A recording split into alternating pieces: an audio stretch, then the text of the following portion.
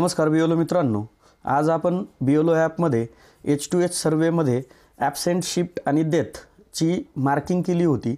ती मार्किंग करताना आपल्याकडनं नजरचुकीनं मार्किंग केलं गेलं, परंतु त्या व्यक्तीचा 7 नंबर असेल 8 नंबर असेल, त्या फॉर्म आपण भरला की नाही हे कसं शोधायचं किंवा त्या कोणते ते मतदार होते यांची लिस्ट कशी शोधायची, ते मार्किंग केलेले मतदार कसे शोधायचे यासंबंधी आज आपण हा व्हिडिओ पाहणार आहोत।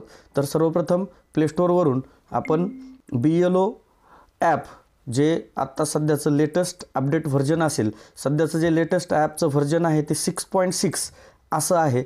लेटेस्ट बीएलओचं ॲप आपण डाउनलोड करून घ्यायचं आहे। लॉग इन करण्यासाठी आपला रजिस्टर मोबाईल नंबरनं लॉग इन करायचं आहे।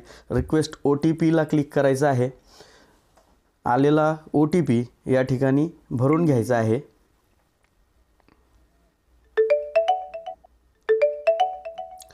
व्हेरीफाय OTP करायचा आहे।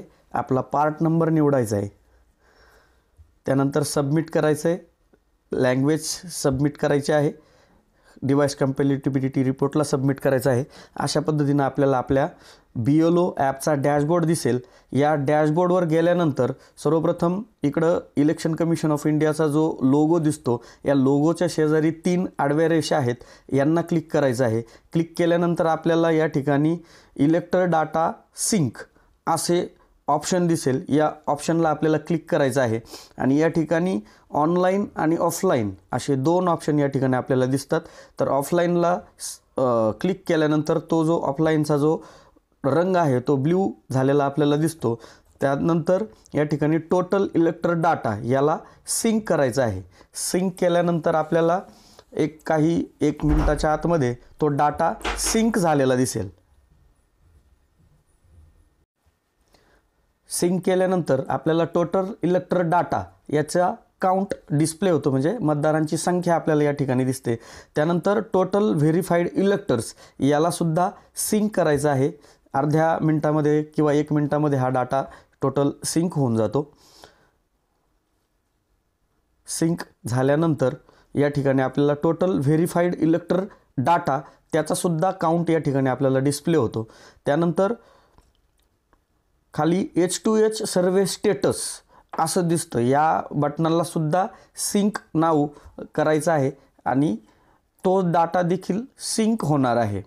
आणि मग लास्ट सिंक डेट पूर्ण झाल्यावर लास्ट सिंक डेट आणि टोटल H2H सर्वेचं स्टेटस डाटा काउंट या ठिकाणी डिस्प्ले होतो।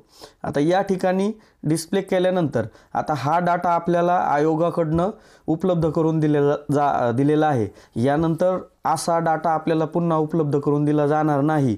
त्यामुळं ही जी आपली H2H सर्वेमध्ये मार्क केलेली जी संख्या आहे, जी आपल्याला आता सापडणार आहे, शो होणार आहे, ते आपण कुठेतरी आपल्या बीएलओ रजिस्टरमध्ये आपली ऑफलाईन जी नोंदवही आहे त्यावर मध्ये ही नोंदवून घ्यायचं आहे। तर आता सर्वप्रथम या ठिकाणी पुन्हा 3 रेषांना क्लिक करायचं आहे। होम मेनूला क्लिक करायचं आहे। पुन्हा आपल्या मेन डॅशबोर्डवर यायचं आहे। डॅशबोर्डवर गेल्यानंतर या ठिकाणी बीएलओ रजिस्टर असं आपल्याला दिसतंय। या बीएलओ रजिस्टरला आपल्याला क्लिक करायचं आहे। क्लिक केल्यानंतर आपल्याला स्टेटमेंट 1, स्टेटमेंट 5, स्टेटमेंट 6, H2H सर्वे स्टेटस आणि H2H ड्राफ्ट लिस्ट असे काही ऑप्शन आपल्याला या ठिकाणी दिसतात। तर आपल्याला H2H सर्वे स्टेटसवर क्लिक करायचं आहे। तर यावर क्लिक केल्यानंतर आपल्याला फॉर्म 7 स्टेटस आणि फॉर्म 8 स्टेटस या 2 ऑप्शन आपल्याला या ठिकाणी दिसतात। यामध्ये आपण फॉर्म 7चं स्टेटस जर घेतलं, त्याला क्लिक केलं तर आपल्याला या ठिकाणी फॉर्म डेट टू डेट असे 2 ऑप्शन दिसतात आणि सिरियल नंबर दिसतो। तर आपल्याला या ठिकाणी काहीही भरायचं नाही, या ठिकाणी कोणतीही माहिती भरायची नाही, डायरेक्ट शो रिझल्टला क्लिक करायचं आहे। शो रिझल्टला क्लिक केल्यानंतर आपल्याला खाली आपण जेवढं मार्किंग केलं त्या ठिकाणी अशी यादी दिसते। यामध्ये आपल्याला पार्ट नंबर दिसतो, इपिक नंबर दिसतो, तो व्यक्ती आपण काय त्याचं मार्किंग केलं त्याचं स्टेटस या ठिकाणी आपल्याला दिसतं।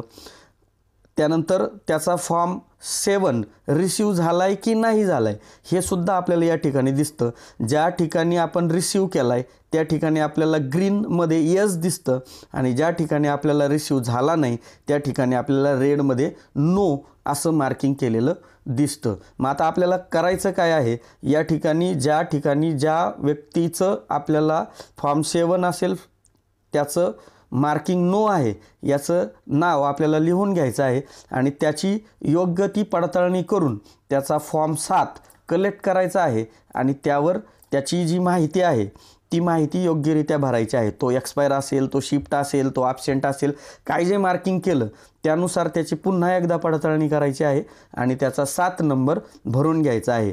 त्यानंतर या ठिकाणी वरती याच सगळ्या मतदारांची माहिती डाउनलोड करण्यासाठी डाउनलोड देखील ऑप्शन या ठिकाणी दिलेला आहे. हा download do you want to download this data याला येस करायचा आहे आणि हा डाटा आपल्याला मोबाईलमध्ये ॲटोमॅटिक फाईल मॅनेजरमध्ये आपल्याला हा डाटा BLO ॲप H2S सर्वेमध्ये ॲटोमॅटिक दिसणार आहे. याला ओके करायचं आहे. आपण फाईल मॅनेजरमध्ये गेल्यानंतर हा डाटा आपल्याला दिसणार आहे. परंतु हा डाटा दिसताना याचा जो फॉर्मॅट आहे तो CSV फॉर्मॅट आहे. कदाचित काही जणांच्या मोबाईलमध्ये हा डाटा डिस्प्ले होणार नाही. त्यासाठी डायरेक्ट या ठिकाणावरूनच ही लिस्ट आपण ऑफलाईन पद्धतीनं लिहून घ्या, नोंद करून घ्या आणि मग त्याची कार्यवाही करा. या पद्धतीनं फॉर्म 7चं स्टेटस घ्यायचं आहे. याला पुन्हा बॅक यायचं आहे. त्यानंतर फॉर्म 8चं स्टेटस घेण्यासाठी सेम प्रोसेस आहे. फॉर्म डेट, टू डेट किंवा सिरियल नंबर इथे काहीही भरायचं नाही. फक्त शो रिझल्टला क्लिक करायचं आहे आणि ज्या ठिकाणी आपण जेवढे रिझल्ट आहेत याच्यामध्ये सपोज इथे 9 रिझल्ट दिलेले आहेत. या 9 रिझल्टच्या मध्ये ज्या ठिकाणी आपल्याला यस असेल तिथे आपल्याला काय करायचं नाही. थोडक्यात आपण त्याचा फॉर्म 8 कलेक्ट केलेला आहे. परंतु ज्या ठिकाणी नो असेल ती माहिती तिथे घ्यायची आहे आणि त्याच्या बाबतीत जी काही कार्यवाही करायची आहे, उदाहरणार्थ फोटो करेक्शन असेल किंवा जे काही दुरुस्ती असेल त्यासाठी आपण फॉर्म 8 भरणार आहोत. तर त्याची ती प्रोसेस पूर्ण करून घ्यायची आहे. याची सुद्धा यादी डाउनलोड करण्यासाठी डाउनलोड या बटनाला क्लिक करायचं आहे. नंतर येस करायचं आहे. जो डाटा आपल्या फाईल मॅनेजरमध्ये सेव्ह झालेला असेल. आता महत्त्वाचं आपल्याला आता एक तुम्हाला फाईल मॅनेजरमध्ये कुठे तो डिस्प्ले होतो हे सुद्धा दाखवून देतो. हे फाईल मॅनेजर आहे. त्यानंतर या ठिकाणी आपण आपल्या फाईल मॅनेजरमध्ये गेल्यानंतर ॲटोमॅटिक आपल्याला तो ऑप्शन दिसेल.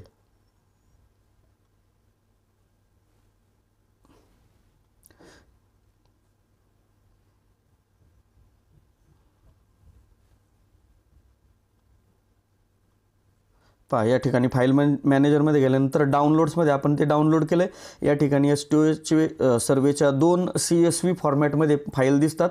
याला ओपन करा. ओपन केल्यानंतर आता आपल्याकडे जे ॲप्लिकेशन ओपन करण्यासाठी असतं ते एक्सेल असतं. एक्सेलवर ओपन केलं तर ते ओपन होत नाही. त्यासाठी आपल्याला एक आर्चिवर लागणार आहे. थोडक्यात ही RAR फाईल आहे आणि आपल्याला तिला एक्स्ट्रॅक्ट करावं लागणार आहे. तर एक एक्स्ट्रॅक्टर लागणार आहे. जरी तो नसेल तर तो डाउनलोड करून घ्या आणि सपोज या ठिकाणी मी एक ZA आर्चिवर नावाचं एक्स्ट्रॅक्टर घेतलं आहे. याला क्लिक केलं तर आपल्याला या ठिकाणी ती लिस्ट दिसते आणि या पद्धतीनं त्याला येस नो केलेलं आहे का या प्रकारे ती लिस्ट आपल्याला दिसते. पण बेस्ट वे मी सांगितल्याप्रमाणे तुम्ही डिरेक्टली काय करा, ॲपमधून या ठिकाणावरूनच त्या व्यक्तींची नावं घ्या आणि आपलं काम पूर्ण करा. या पद्धतीनं आपण जे पेंडिंग काम आहे, ज्या ऑफिसकडनं आपल्याला वारंवार ज्या सूचना येत आहेत फॉर्म 7 आणि 8 पूर्ण करा, तर या संबंधानं सूचना येत आहेत. आणि आपण यापूर्वीच या संबंधीचा PSC आणि DSCचा व्हिडिओ आपल्या यूट्यूब चॅनलवर ऑलरेडी अपलोड केलेला आहे.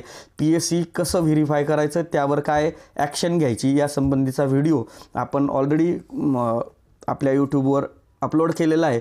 कोणी पाहिला नसेल तर तो कृपया पाहून घ्या. आणि हा व्हिडिओ आवडल्यास आणि मला सपोर्ट करण्यासाठी व्हिडिओला लाईक करा, शेअर करा, सबस्क्राईब करा. धन्यवाद.